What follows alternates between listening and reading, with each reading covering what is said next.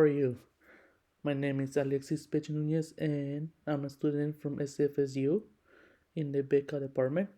And today I want to talk to you about media versus reality, mostly focus on cultivation theory for children.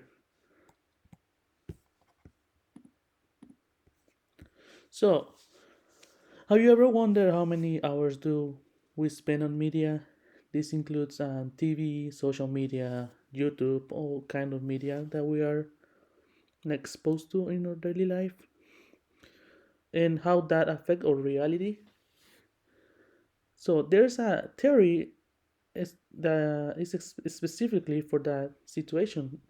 This is called cultivation theory. This theory helps you to understand how the media we consume impacts how we see our reality and how we can learn to take mostly positive things from it than just like negative effects in our daily lives. So, like I mentioned before, cultivation theories focus on the time we spend on TV and how the media portrays different point of views of our daily life and how reality works in specific fields.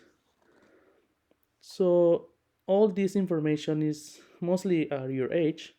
It's absorbed really fast and it can create a different opinions about what is real and what is not and how confused that could be.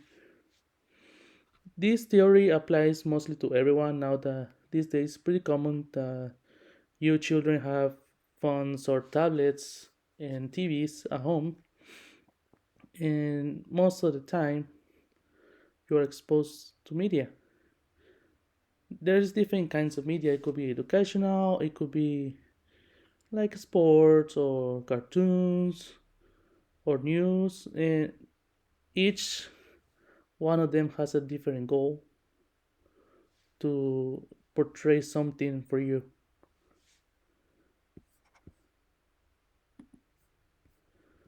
So you may ask yourself, do I have experienced this theory? And most likely yes.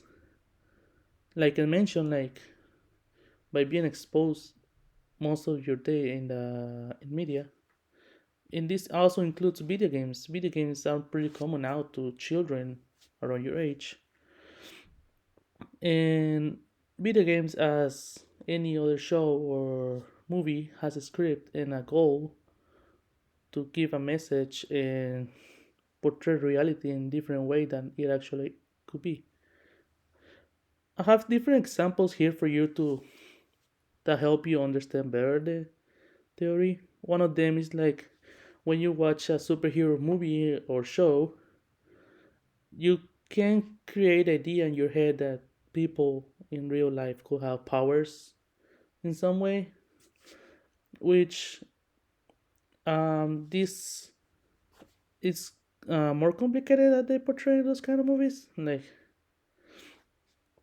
people doesn't tend to have superpowers in real life, but I mean it would be cool. But yeah, that's this is an example of how TV like portrays something that doesn't really happen in real life. Another example is when you watch something violent or play a violent game, a shooting game, and that creates you the idea that maybe the world outside is really like violent, and that you're exposed to bad people outside. Which that's true in some point, but it's not as common as some of these movies and shows wants to make you think. At the same time, I think this kind of movies is helpful for you to understand how to prevent those kind of situations. You can learn from that, but most of the times these shows focus a lot in the violence in the war, and most of the time you're gonna be fine. You just need to be careful out there. And another example is watching a romantic fairy tale. In animated movies, we see a lot of princess movies or Pixar movies, mostly from Disney, that it shows you how a man and a woman most of the time fall in love, and how all the fairy tales that, including me, we grew up watching them, and we when I was little, I thought people fall in love like they portray in the movies, but real life's a little more complicated than that. But I think you will have time to figure that out in the future, so don't worry about it right now. And the last example that I have here is watching a movie when a kid is rich and have a lot of toys and travels a lot, or have a lot of like privilege.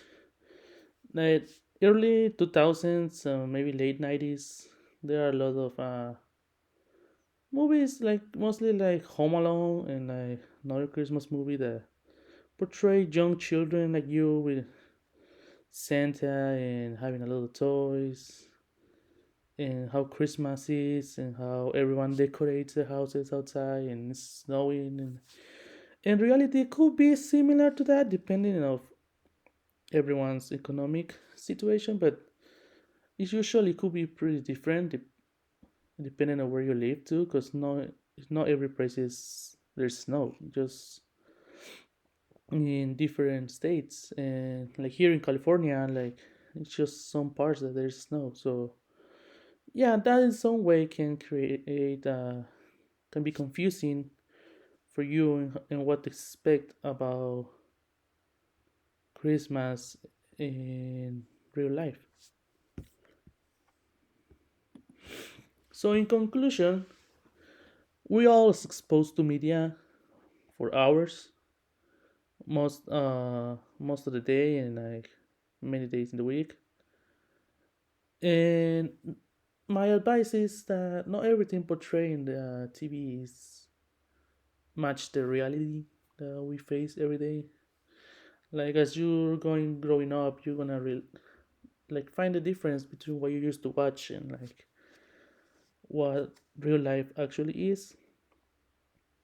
So yeah, this cultivation theory is a really important concept to learn at an early age, to just be aware that not everything we watch in TV or tablet or phone is like image the reality that we live every day.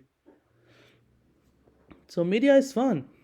Don't get me wrong, but again, just stay aware of how different media could show you how reality is and what it actually is. So yeah, that will be all from myself, and this is my reference. And thank you for listening. And I hope you enjoy my presentation and have a nice day.